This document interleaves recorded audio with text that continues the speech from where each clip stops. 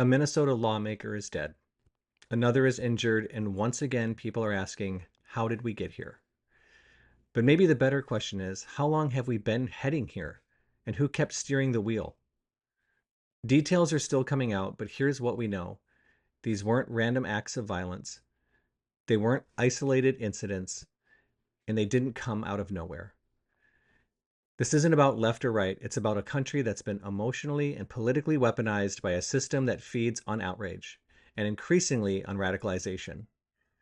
When your political survival depends on demonizing the other side, when media outlets make more money every time someone gets angrier, and when social media algorithms reward the most extreme takes with the most reach, this isn't just bad discourse, it's deliberately designed that way. We've built a system where the loudest, most unhinged voices rise and the reasonable ones get drowned out.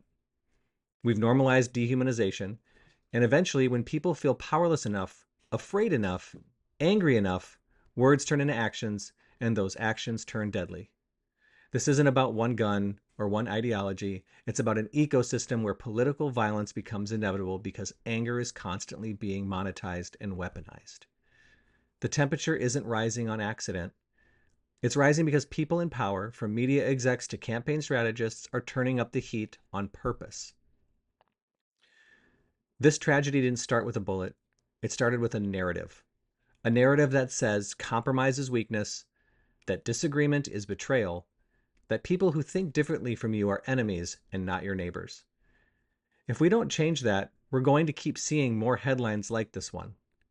And that should terrify the hell out of every single one of us.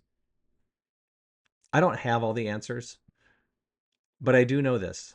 Until we hold the systems, not the individuals, accountable for fueling this environment, nothing gets better.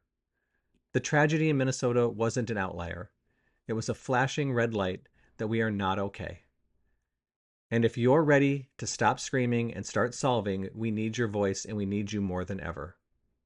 I'm Brad Gertzen, and this is Divided by Design.